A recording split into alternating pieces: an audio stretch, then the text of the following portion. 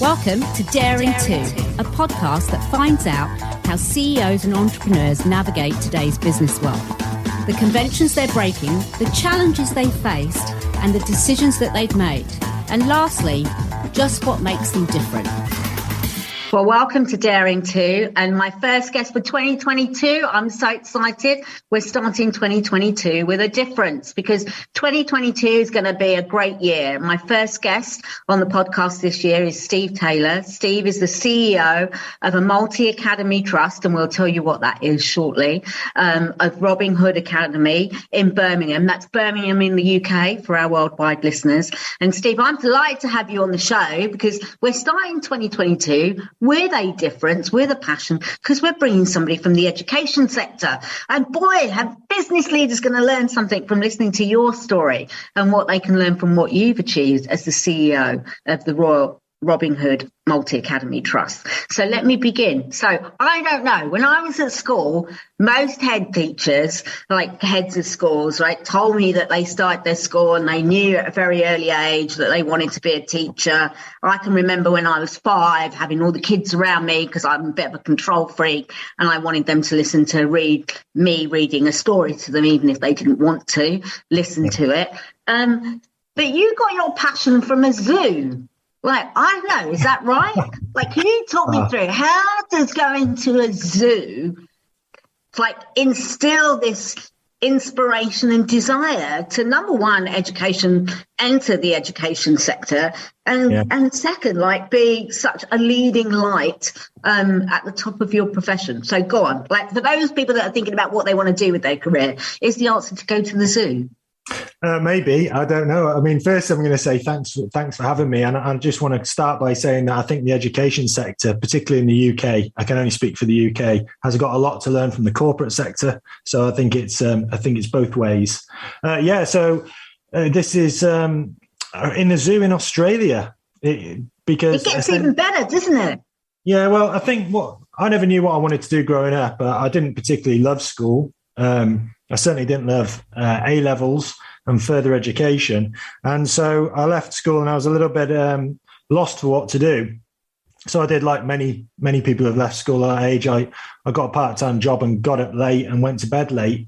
But I had a desire to go to Australia. So flew out to Australia and really with not many plans, and got there and felt incredibly homesick and a little bit out on a limb, really, which as a 19-year-old, knocked me a little bit. Anyway, to cut a long story short, I stayed with a family, and the family had a 3-year-old daughter, and I got on really well with her. I'd always got on well with children growing up, and also people with special needs and things. I considered going and working with people with Down syndrome previously, and so I was lost for something to do one day, and the lady I was with said, "Why don't you take my daughter to the zoo?" So I took her to the zoo, and it was one of those light bulb moments, really, where in life I'm at the zoo, and as I was sort of interacting with her and really enjoying the experience, it kind of hit me, and I thought, I know what I want to do. I want to become a teacher. It's all clicked.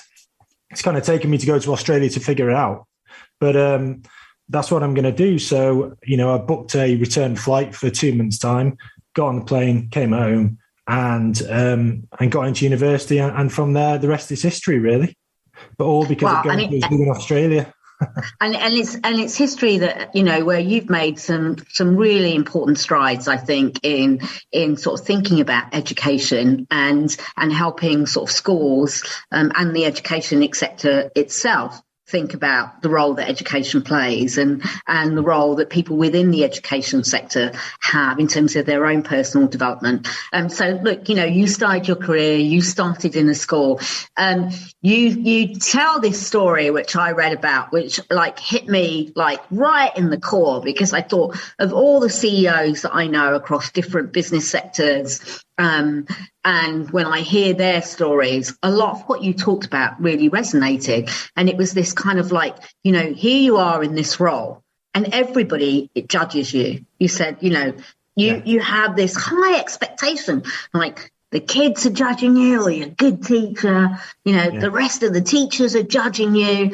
You've got all of the government structures that are judging you on performance. Here you are, this young, the school that you went to in Coventry had been run by somebody that I think they'd been there, 20 something odd year, 29 years or something.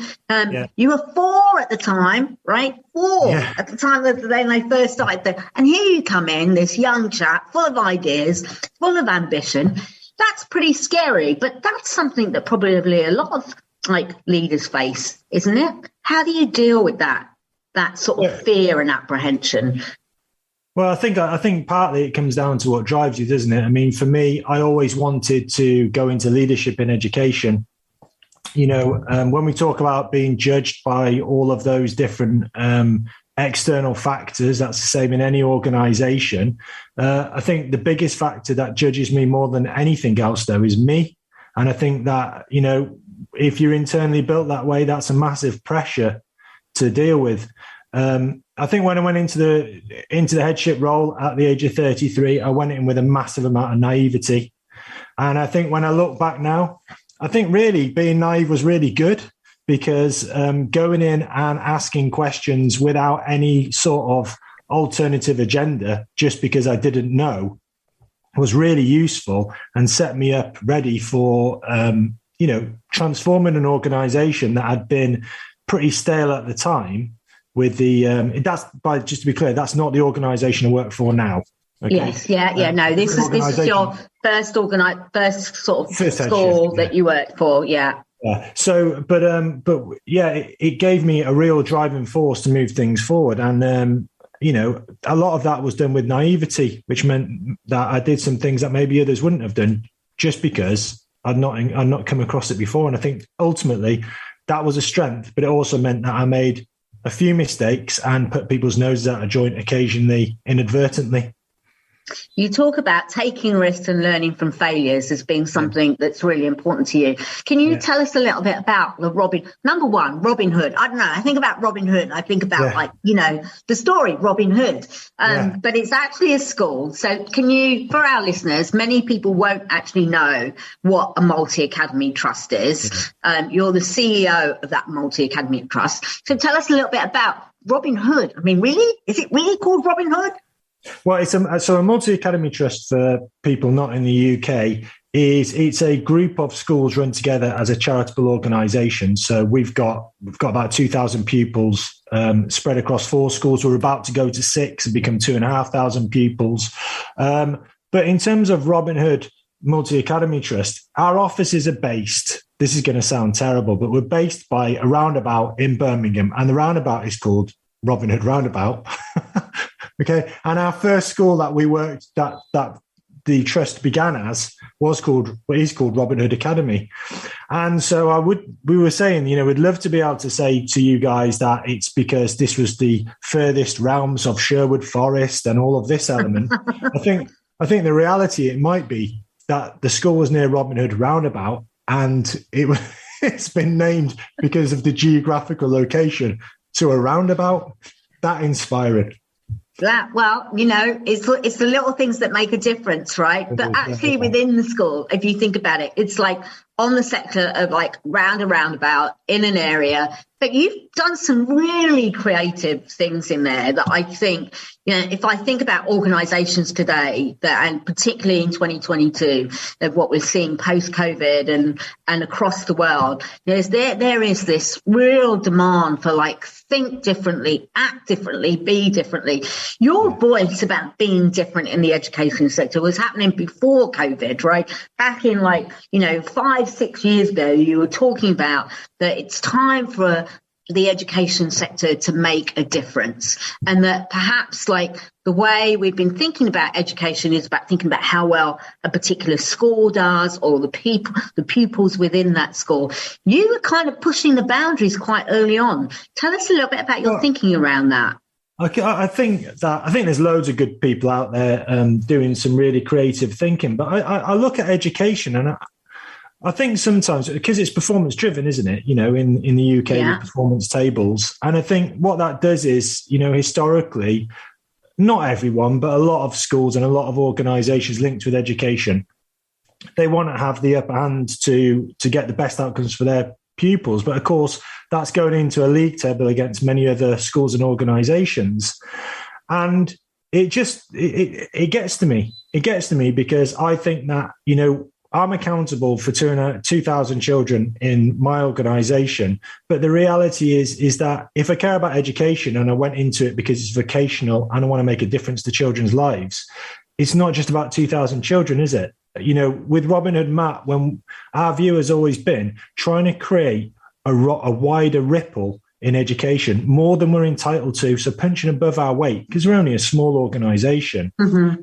But I want us to make a bigger difference. And that means that, during COVID, our small team, and we've got some really great people on it who do some tremendous work, we built some resources that other schools, because we're partnered with a school in China.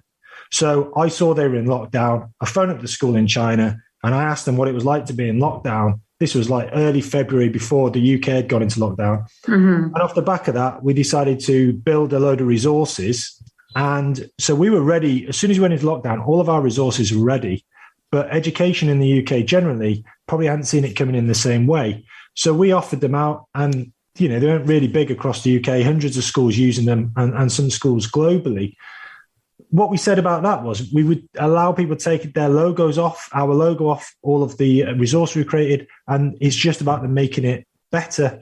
And so I think it's not about pushing our name out there with these resources. It's about, these are our starting point. Can anyone build on them? And I just think in education, sometimes people worry about putting their head above the parapet and they think that they might be seen as having this big ego. Whereas I see it with us. We've done a lot of thinking around something. We'll put it out there. And if people can better it and improve it, then that's great. That's what we want them to do. This is a start of a 10. And can they build on it? So that's been our view and vision. But it all comes down to, can we make a bigger difference? Because what I really want to do is I want to look at myself in the mirror and know that I've done the very best that I can do in leading the organisation. And I want to make a difference. And I have to say, when we went into lockdown and we started having hundreds of schools using our resources, I phoned up my dad to tell him when I was driving home from work one night. And I started crying, which is going to sound wimpy, but I started crying down the phone. Oh, now why do we think that sounds wimpy? It doesn't sound wimpy at all. It sounds like you're human, right? You're showing some humility and humbleness. I started crying down the phone to him, and it was because I realised at that moment I'd hit a career goal, and it had just dawned on me. I always wanted to try and make a bigger difference to education. And at that moment, at a time when when we were needed, we stepped up because of the team that we'd built. And, it made me so proud, but it also made me cry. And I think part of that is to do with the pressure of the role as well. Because, you said to me about, we believe in taking risks and learning from failures. And I do believe in taking risks and learning from failures, but I've got to be honest with you, I hate it when we fail. I hate it, and I'm worried about being found out all the time and someone saying, you're just not really good enough and on your bike, And I imagine, I know I felt that myself as a leader during the course of my career. I still feel it every day in the business that I run of you're responsible for a lot of people. You want to do the best. The fear of failure is always in the back of my mind, but turning it as a positive to say what you learn from that seems to be something that you have kind of grasped and are sharing. So this idea that you brought to life, sort of saying you were ready pre-COVID, if you like, with this, I think you called it pair and share, which I love. Oh, yeah. You almost have created an open system. It's almost like the open systems environment, isn't it? We're open systems, and you're doing that for the education sector. Isn't that something that needs a bigger voice? How do we get other people to understand this importance? We did some research last year that said connection, collaboration, and in leadership are absolutely critical to people being the best that they can be. And it sounds like connection and collaboration is something that you're kind of pushing. An open systems concept in the education sector in the UK? Come on, are you kidding me? Really? Yeah, Exactly. And talk about it, because it's like you've made it happen. That's exactly what it's about. But it's encouraging people. And I think the thing about education is people do worry about putting their name up as being a specialist or an expert. So, I think for education to move on where it needs to go, the next few years needs to see all schools and organizations where they've done fantastic and amazing work and brilliant paperwork and systems to support their children. I'd like to see that every school publishes on their own website or in a centralized format more of their resources for others to go and take and use, take the logos off, because it's not about that, and share that best practice. And it is exactly like that in terms of the open system format, where what we're trying to do at this moment in time in its initial phase is modeling it. We've just launched at the moment podcast CPD2, which is... Yeah, please talk about that. That's curated podcast, because, there's loads of podcasts out there at the moment. There's so many that it's so easy to miss them, isn't it? So we were looking at podcast CPD2 and we're thinking, at a time during the pandemic, how do we target people who are interested in learning but don't have a lot of time, when schools and organizations are going to be pushing a lot of health and safety, regulation, and a lot of training is going to be on compliance. How do we push it? And so I thought, well, why don't we curate a list of podcasts, some of which we've created, others we've been on and had a listen to, and that we listen to them a little bit like a book club. We have. So is this within within the trust that you have, or do you open this out to anybody? We pushed it out nationwide. We've got 400 leaders from across the UK signed up for it.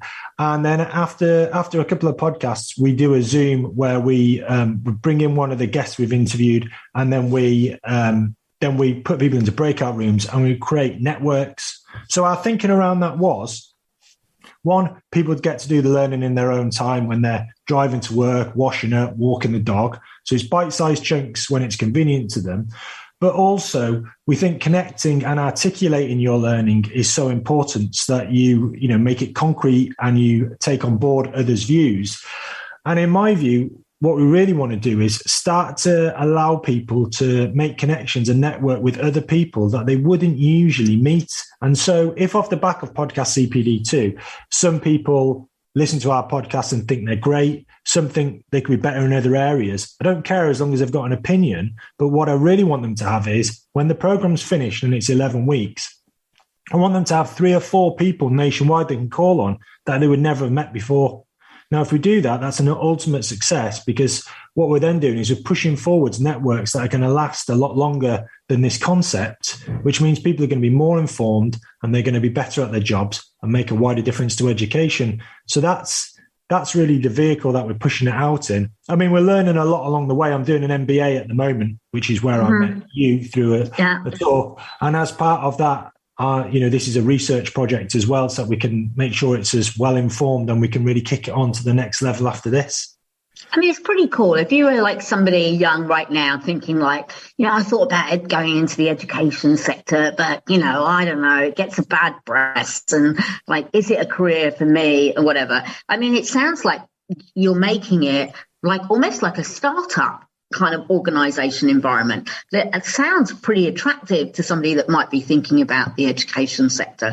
I mean, how do you position something that is so vital for the development of people of the future, and getting them to think about education as a career that has like so many avenues to it and so much entrepreneurship to it? Well, I think that sometimes when we say to people, go into teaching, and teaching status across the world has got, in some schools in some countries it's valued, isn't it? In others it's a lower status. It's valued in the UK. But I think when you're saying to people these days, go and become a teacher, I think we need to make it clear to people that it doesn't have to be for life.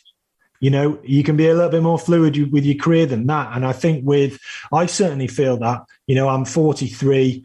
I'm running Robin Hood, Matt. Am I going to be a CEO of an educational group of schools until I'm 65? Absolutely not, because I want to know that I can go on and be tested in other areas, and have I got transferable skills. And so I think we make I think we make going into teaching and education more appealing to people by almost releasing the pressure a little bit. Don't think about it as an entire career. Think about it as some amazing skills you're going to develop, but it doesn't mean that you can't go on and transfer that into something really amazing in the corporate sector. I just think that education and going into teaching in the past, it's been a little bit blinkered because people go in at the age of 21 and they leave at 60, and often they're tired and worn down because it's quite an attritional career.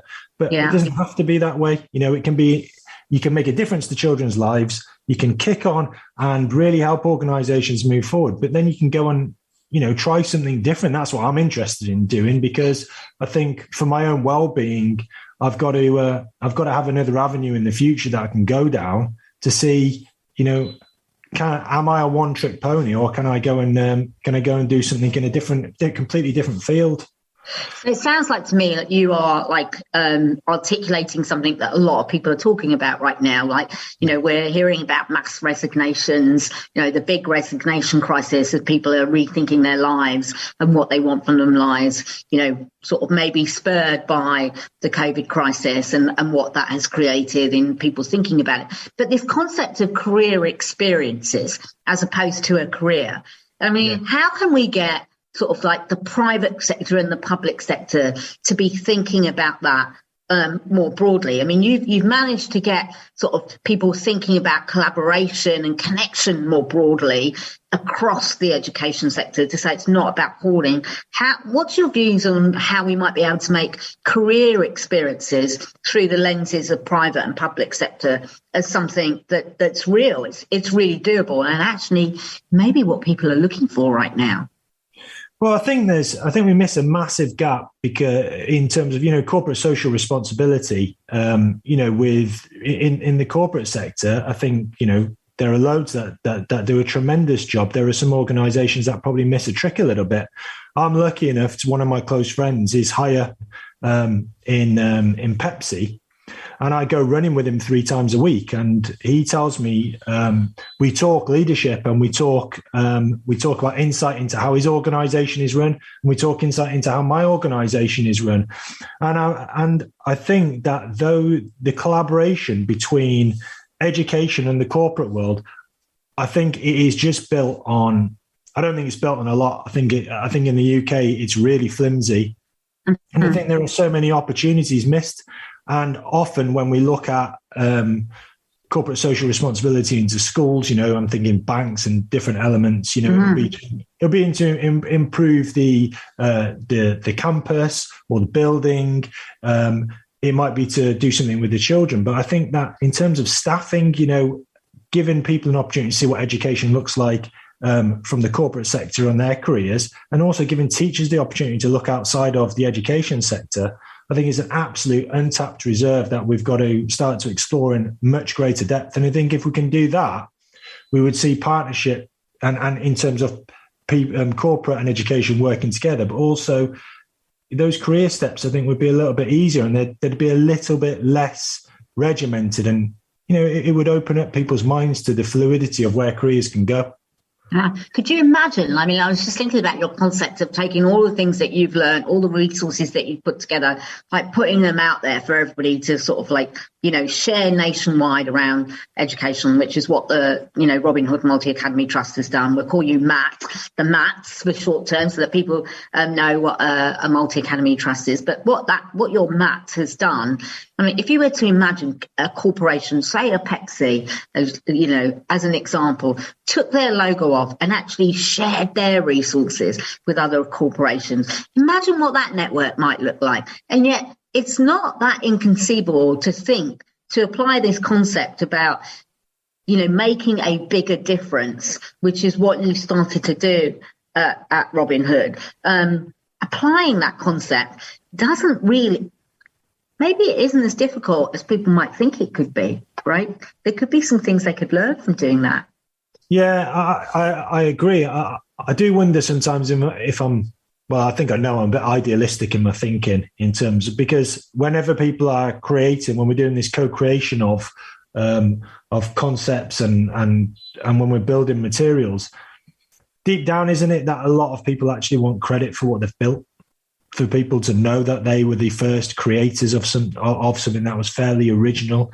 I think how we get past that, where actually, I mean, even in the education sector, when people build stuff, they've put a lot of time and effort in with their teams. So taking logos off is a bit of I've got to be honest with you. Scary, right? Yeah. When we first started doing it, and I put it out on Twitter, we had some people on Twitter who had got followers of like 40 and 50,000 people. They took our stuff, they put it onto their own stuff, and they pushed it out themselves as if they'd made it themselves, and I was encouraging that, right? Yeah. I was encouraging that for schools. Yeah. What I hadn't factored is that some people were going to push it out and almost take credit for making it. And I had to overcome how that made me feel, because actually we'd put thousands of hours into that work. Yeah. And of course, if you're going to do the how did you overcome that feeling? Because that's a very true and valid feeling that a lot of people have, like as an entrepreneur, as like having an entrepreneurial insight or innovation, you kind of like the buzz comes from having created, but then to see somebody just perhaps kind of like not recognize that, how do you deal with that conflicting emotion of like wanting to share in it, to be open, and yet this feeling of like, yeah, but it was my baby? Well, I think that I'm going to give a really honest answer to that, because it's two parts. The first part is to really look at the reason we were doing it. And the reason we were doing it was because we wanted to make a wider difference. So it doesn't matter whose logo's on it. If it's out there and more people are seeing it, the ultimate aim is helping people out at a time when they had nothing. And so the more people that have that, the better. So the first step was, got to get over myself a little bit, and that isn't the important thing.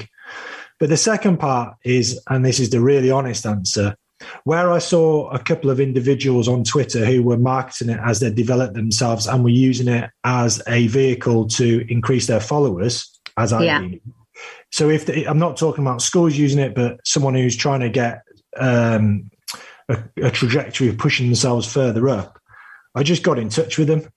Yeah, I messaged them and said, I see you using our stuff, and that's fine, but just be aware the driver for this is to get it out to as many schools and children as possible at a time of need, not just to rebrand and sell as something that another individual has created. So I think that's a really powerful lesson. And I think if listeners, as you listen to that, go back and just replay that, if you get a moment, because there's some really powerful learning in that, which is, when there is something that's uncomfortable but actually needs to be brought to the surface, do it in a constructive way, but be transparent about it. And what you just shared and sort of like be really honest, here's what I did, was transparent leadership.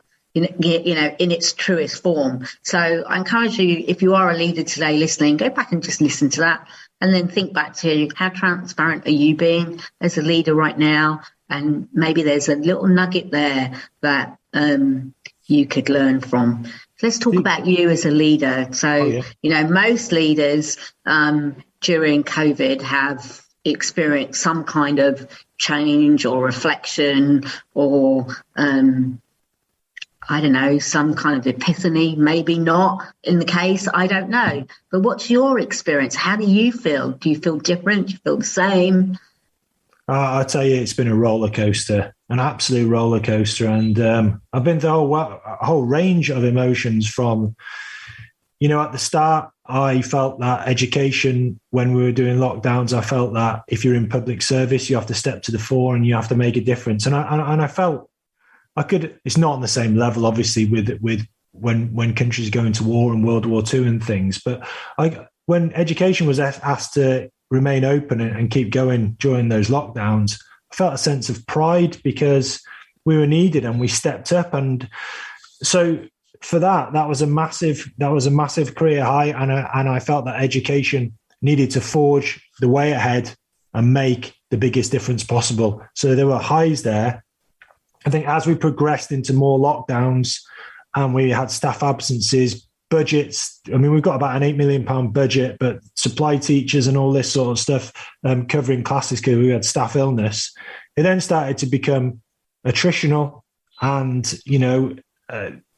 when we started to realize that just saying we're going to return to normal doesn't mean it's going to be the case, nor should it. But there have been times when I've been massively, massively tired because of, and I don't think that's different for anyone in any role or sector, because I think we've dealt with some elite problems we've been very reactive in our thinking. What we're trying to encourage our leaders at the moment is, if you're reactive in your thinking for long enough, you've got to be careful your default mode doesn't become a reactive thinker. We want all of our leaders in our organization to be strategists. We want them to look to the future with hope and to be empowered to make a difference, and not to feel as though we're always reacting to the Omicron variant or the Delta variant or these sides of things.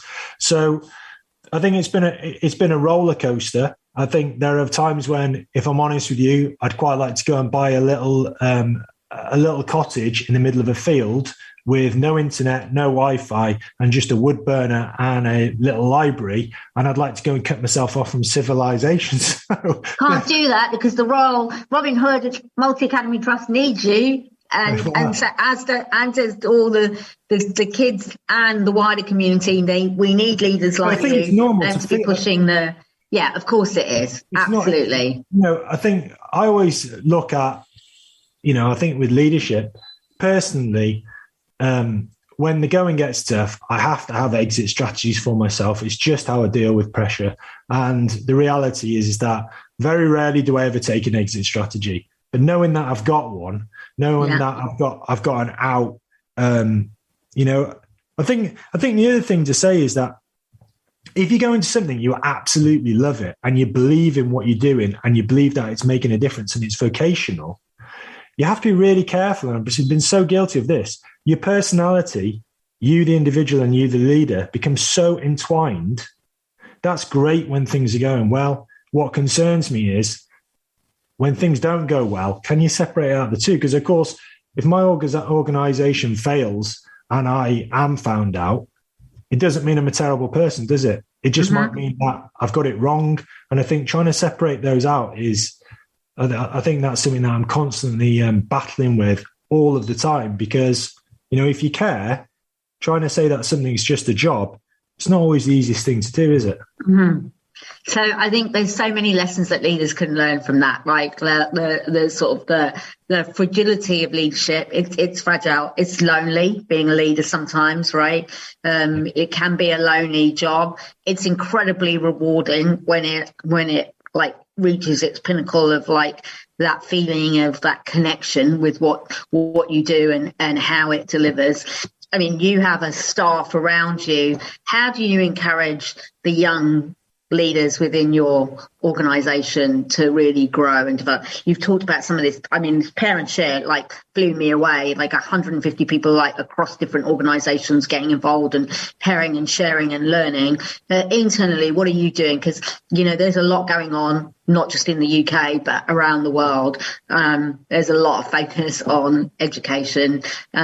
Kids are suffering too. Let's not ignore them in this ecosystem. It's hard for them to be in and out. It's, where we form our formative relationships are formed at an early age. How are you helping your organization and the leaders both guide themselves, but the individuals who they're serving? Well, I think that firstly, we believe in distributed leadership. So we've got like my central team that I work with. A good number of them are way better than me in terms of what they do. I'm fortunate. I've got a great team. We really try and push out. We're pushing out at the moment heat experiences for our leaders, and what we really want them to really. We're trying to systematize that. We push them into some experiences that push them well outside of their comfort zones. And we call them heat experiences, and we're trying to build those into our performance management systems, because we want to see how they operate when they've got their back to the wall. That's when you do your greatest learning. So we're trying to make that a focus moving forwards. The other thing that happened, as it wasn't by design, it was by luck. When we went into lockdown, I decided that we were going to set up a collaborative group within only Robin Hood Matt. I was going to call the group Call to Innovate. And so I emailed out every member of staff in the trust and said, we want to create some wider resources and we want to make a bigger difference to education. Do you want to come and join us on some of the Zooms with this to be part of this team who are going to be doing this level of thinking? You won't get paid any extra money for it. It's going to be in your own time and it's going to be after a hard day's work during remote education. But if you're interested, we'd love to have you with us. So we sent that out to our staff across the organisation. And, 50 people signed up for it and joined our call to innovate teams. And what we did then was we built some really tight skill sets and put them into collaborative working teams of about 5 and had flat structures in them, but they would take it in turns leading that structure. And what we saw was actually there were some people who we had totally not understood just how effective they were, and we hadn't understood just what skill sets they got. And so we saw loads of great leadership come out of that purely because we'd given people the opportunity to make a difference to the greater good, and they stepped forward and they were unbelievable in it. So that really taught me that actually, whilst we talent manage and look in our organisation for up and coming leaders, sometimes just giving people some great opportunities, there are people who step forwards who maybe you hadn't envisaged, but they really made a difference. And that really showed me that actually sometimes you've just got to have the faith to give people some of the opportunities and see how they run with it. And this concept did that. So that pushed out this belief with us that distributed leadership and giving people opportunities is just so important, which sounds obvious, but sometimes it's finding the vehicle to do that, isn't it? And it's massive. It's a massive sort of reflection on the fact that actually just asking people, there are, people are often dying to be able to showcase or contribute what they've got. But finding the right avenues for it when things are very structured are often not possible. And yet what you created was an environment that said like, hey, come tell us what you can do. And people have stepped up to that. So again, I think there's a lot of similarities and sort of innovations that both public and private sector can learn and listen to the calling, which, is loud and clear in the world today, of people saying they want to make more difference. They want their skills to be utilised. They want people to know what they're capable of doing. And, maybe it's this call for innovation kind of concepts or this kind of ecosystem lab that you've created is really at the forefront of things. I mean, the more and more you talk about the work that you and the team have done at Robin Hood Mac, it is really at the edges of innovation. I don't know many schools, for example, that, offer Chinese Mandarin, from nursery school age. I mean, I don't know, when I was at nursery school, there wasn't that on offer. That's pretty innovative. Where did that spark from? There's just oodles of innovation that seem to be pouring out of the Academy Trust. I think if, the guy I took over from, Richard Hunter, he was really innovative. And I think, I can't take any credit for introducing the Mandarin. He introduced the Mandarin and, it's brilliant when you see it because we've got kids in nursery that are learning nursery rhymes in Mandarin. And by the time they leave in year 6, 11 years old, they're halfway towards a GCSE standard by the time they go off to secondary school. So, I think that what I got from Richard, and the thing is, I inherited an organisation that thinks that way because of the work that Richard Hunter and his predecessors had done. And as a result of that, really, part of it, I think, is the enjoyment of thinking differently, doing things differently, isn't it? And, going into boundaries that others maybe haven't done before. I think if you can get an organisation doing that, and in education,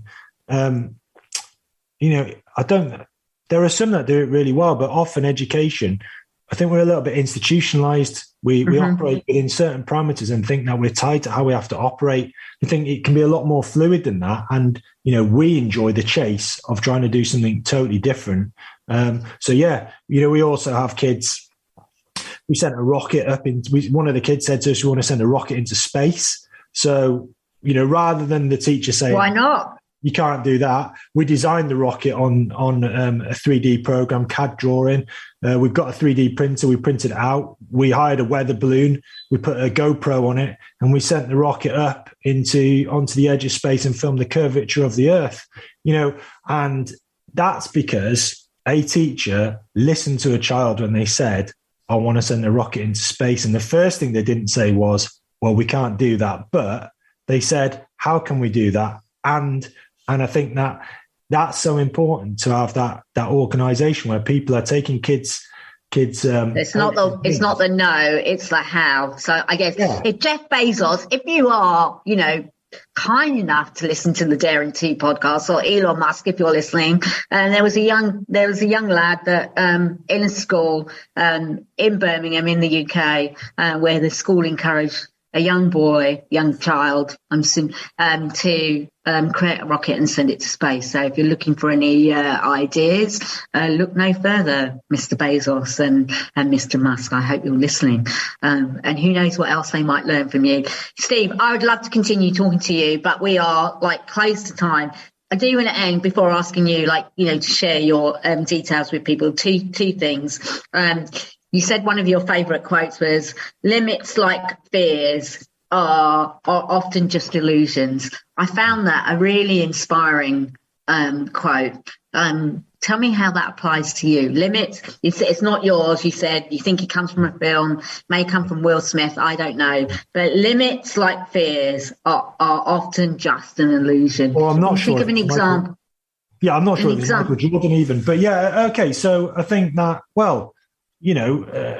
as we grow with Robin Hood, Matt, we look to the future and we look at, can we become bigger, not because we want to become bigger by numbers, but because we want to make a bigger difference. But with each growth phase comes risk, doesn't it? And, I think we're trying to encourage ourselves that as we look to the future, we don't become hamstrung by the fact that we might just fail. Because, in my view, if you're going to go on and become truly exceptional, you've got to be prepared to put it all on the line, haven't you? Not recklessly, but you've got to be prepared to take the biggest risks to get to where you need to get to. And from that just might come great learning. And, I personally love listening to Steve Jobs' inauguration speech at Stanford, because when he talks about looking back and connecting the dots, and that sometimes at your lowest ebb, you might do your greatest learning. I think that is just so important, because that's how I ease pressure on myself, which is it might all go wrong, but maybe the making of me isn't it going wrong. As long as I can flip it, that I've got some positive to come out of it. If we're daring to go into an area that we've not done before. That's so cool. And as I ask all my guests, I ask them to finish with a daring 2 moment. So something that they are daring to do, daring to have done, or daring to hope will happen. What's your daring 2 moment? Well, I think professionally, not in the near future, but in the medium term to long term, I'm daring to see if my skills are transferable to go into a different sector, to see what learning I can do, and knowing that if that doesn't work, I'd come back to the education sector more informed, more enlightened, and a better leader of education. But just daring to take the blinkers off and look further afield in the future.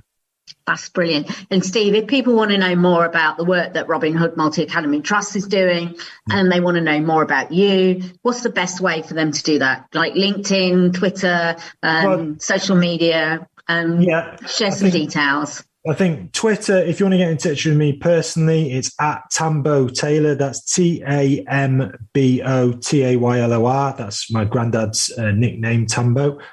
Bit sad, but there you go. That's my Twitter handle. And then if it's Robin Hood, it's at Robin Hood Trust. And if you want to know more about Robin Hood, you can go on www.robinhoodmatt.co.uk. And we'll That's brilliant.